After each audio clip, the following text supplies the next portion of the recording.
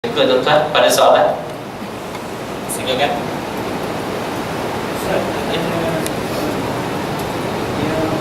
Gereja kampung Melayu Bengkulu tu, Ya. maksud ditulis tu apa tujuannya? Kampung Melayu Bengkulu, Gereja Sidang Jemaat Allah. Allah maknanya apa tuan-tuan sekalian? Semata-mata untuk mengelirukan orang Islam. Di Indonesia tuan-tuan dah biasa lah. Bila sebut Allah, Allah orang Islam, Allah pun bagi orang Kristian. Jadi tak ada beza tuan-tuan sekalian. Jadi berjayalah tuan-tuan, di Indonesia khususnya berjaya bagi mereka untuk tuan-tuan memurtadkan orang Islam. Malah isteri kepada Presiden Soeharto, Ibu Tin tuan-tuan sekalian, adalah ketua tuan-tuan sekalian, Pertubuhan Kristian Asia Tenggara. Semua orang tahu tuan-tuan cerita ni. Ya. Tuan-tuan nak cari orang tuan-tuan hari ni di Malaysia rata-rata lah tuan-tuan, adalah 1-2 kes berlaku. Bila sebut orang Melayu, mesti orang Islam. Tapi tuan-tuan takkan jumpa di Indonesia macam tu. Ya. Orang Melayu mungkin bukan Islam lagi dah. Orang Jawa di Bali semuanya Hindu tuan-tuan sekalian. Adalah yang masuk Islam sedikit. Akhirnya tuan-tuan sekalian, mereka nak bawa itulah yang akan berlaku di negara kita kalau sekiranya kita tak ambil berat, tak ambil perhatian dan membenarkan orang bukan Islam guna kalimah Allah. Ya, undang-undang dah ada, enactment dah ada, sultan dah bertitah, ikutlah tuan-tuan sekalian. Tapi Kristian Katolik, padri mereka sengaja tuan-tuan sekalian nak mencabar kesabaran umat Islam. Satu, yang kedua tuan-tuan, menjadi hikmah juga kepada kita supaya mempergiatkan dakwah kepada mereka yang bukan Islam. Tuan-tuan, saya yakin di kampung kita ni Hindu pun ada, di Cina pun ada. Cina pun makan roti canai, Hindu pun makan roti canai. Hari-hari kita jumpa tuan-tuan jual kelapa sawit pada mereka dan sebagainya. Soalannya tuan-tuan sekalian, kita ada tak sampaikan dakwah kepada mereka? Kalau tak ada, kena buat tuan-tuan sekalian.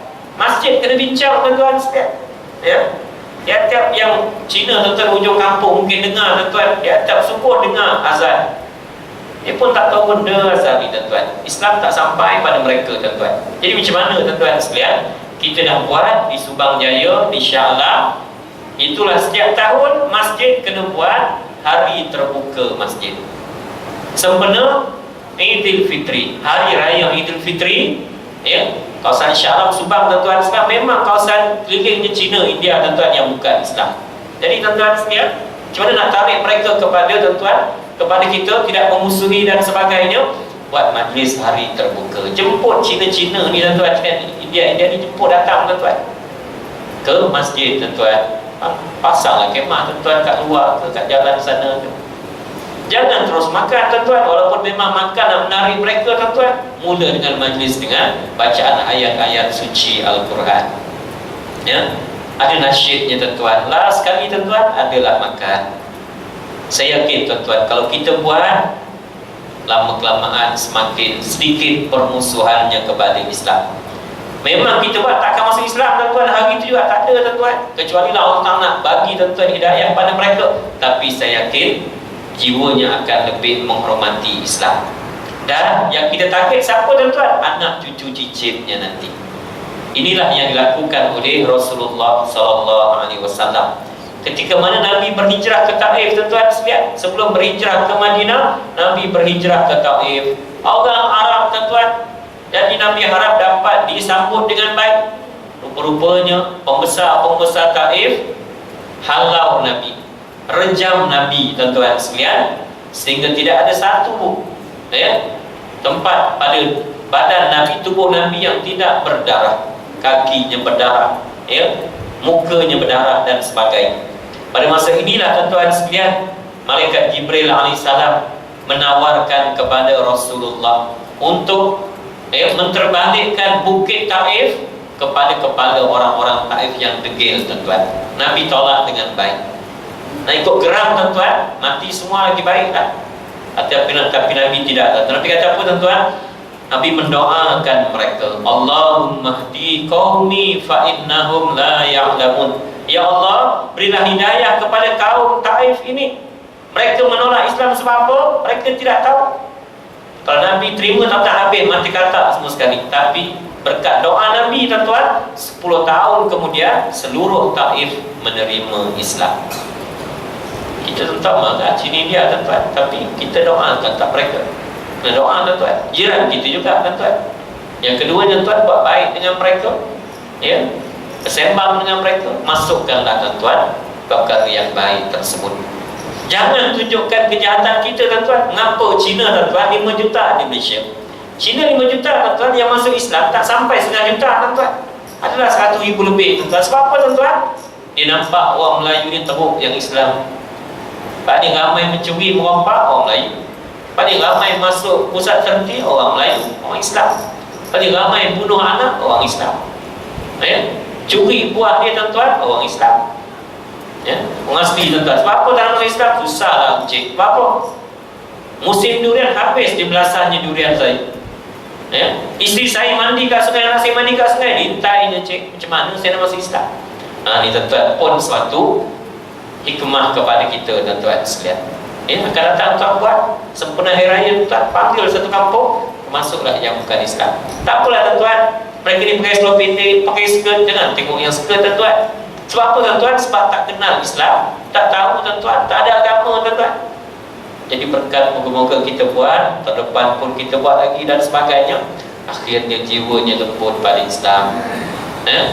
Akhirnya sambil-sambil kita makan roti canai kat kedai, sembangnya mereka, ya, biasakan, ya, tunjukkan akhlak yang baik. InsyaAllah tuan-tuan, satu masa nanti anak-anak mereka tuan-tuan akan menerima kebenaran hidayah tersebut. Allah a'lam. Ada lagi?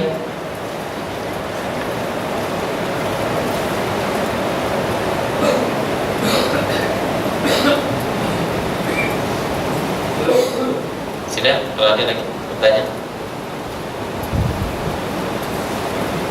Tak ada, Tuan, ada apa tuan?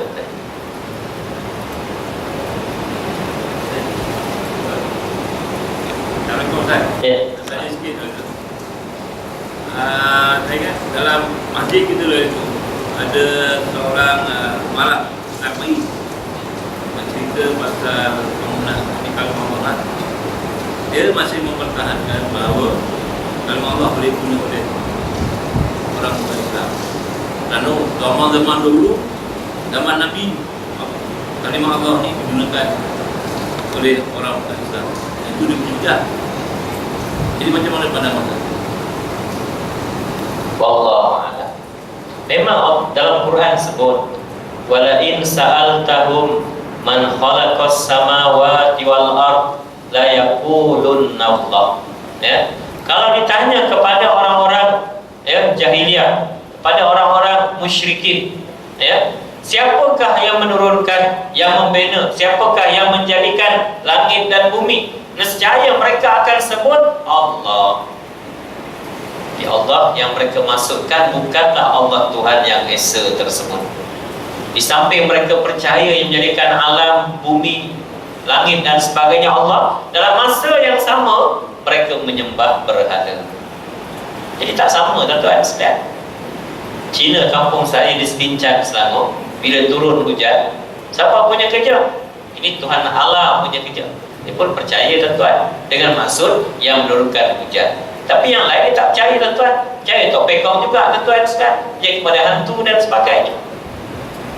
Tahun 80-an tuan-tuan, ketika mana jalan daripada Genting turun ke bawah, tanah runtuh tuan-tuan. Masa itu Menteri Kerja Raya siapa? Sami Value. Ya, orang marah dia bukan main, suruh dia letak jawatan. Apa marah sama saya? Ini Tuhan Allah punya kerja. Dia pun percaya tuan-tuan. Adakah dia beriman? Tidak beriman. Memang diguna tuan-tuan, ya, tetapi tujuannya bukan untuk menyembah Allah Ta'ala Tuhan yang Esa tersebut. Di samping itu tuan-tuan, dia percaya kepada Tuhan-Tuhan Hindu dan sebagainya. Jadi pandangan oleh kerana tuan-tuan orang lain guna, kita kena guna, ini suatu alasan yang tidak tepat. Apa yang berlaku di luar negara tuan-tuan tak semestinya sesuai di negara kita. Ya.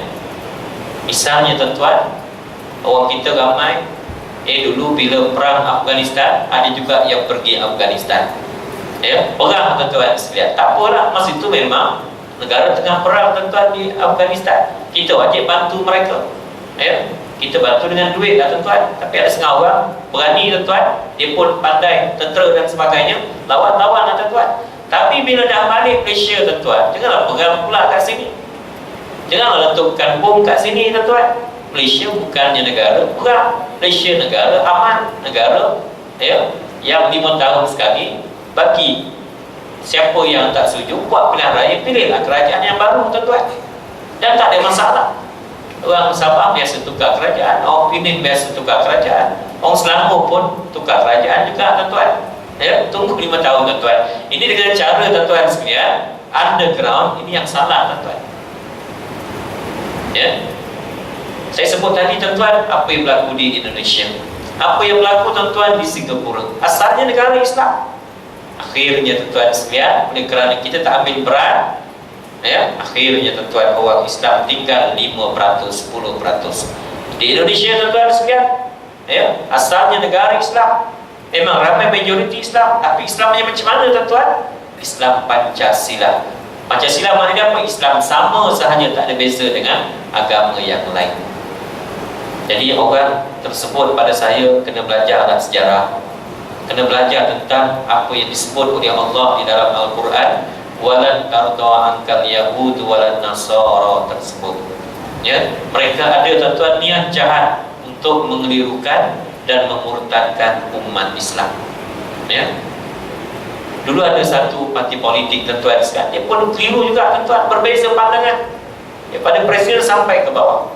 Tapi kemudiannya tuan-tuan, setelah jelas perkara ini berlaku tuan-tuan sekalian, baru mereka mengeluarkan kenyataan yang sama sahaja, bahawa kalimah Allah hanya boleh digunakan oleh orang Islam sahaja. Kalau digunakan oleh mereka yang bukan Islam, confirm ia merupakan suatu percubaan untuk mengelirukan dan kemudian yang memurtadkan umat Islam. Wallahu a'lam. Wallahu a'lam. Ada lagi tak? Sikit-sikit, 5 minit.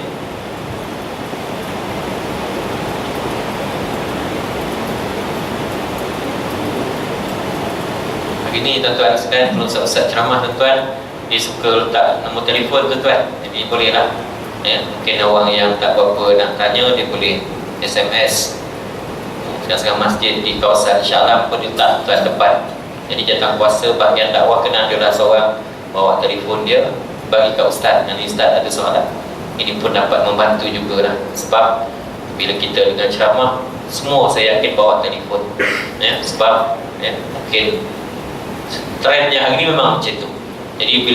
Jadi kita boleh gunakanlah dalam kuliah dan sebagainya untuk bertanya soalan, tanpa kita angkat tangan dan sebagainya. Wallahu a'lam. Ada lagi yang lain? Sini tuan, ada? Kalau tak ada, itu saya dapat sampaikan pada hari ini, dan insyaAllah akan datang kita mungkin cerita yang lain lah tuan-tuan sekalian. Saya cuba tuan-tuan sediakan PowerPoint macam ini supaya kita dapat lihat dengan jelas. InsyaAllah kita akan lihat nanti berkaitan ajaran sesat, dan mungkin nanti Qadiani setiap satu siri ceramah yang akan disampaikan, supaya tuan-tuan sekalian, sebab di Selangor tuan-tuan ada 24 ajaran sesat tuan-tuan. Jadi kita kena cerita tuan satu-satu supaya kita ni faham, supaya kita ni tidak terlibat, supaya kita ni tuan-tuan tidak terkeliru dengan mereka yang mendakwa inilah Islam, sedangkan ia bertentangan dengan Al-Quran, hadis dan akidah ahli sunnah wal jamaah. Mulai 17 hari bulan lepas tuan-tuan sekalian, saya berpindah tugas sekarang ni sebagai pegawai takbir agama Kadi di daerah Kelang, Selangor. Jadi sebelum ini di bahagian penyelidikan di JAIS. Jadi mulai minggu lepas sampai hari ini, seterusnya lah insyaAllah sebagai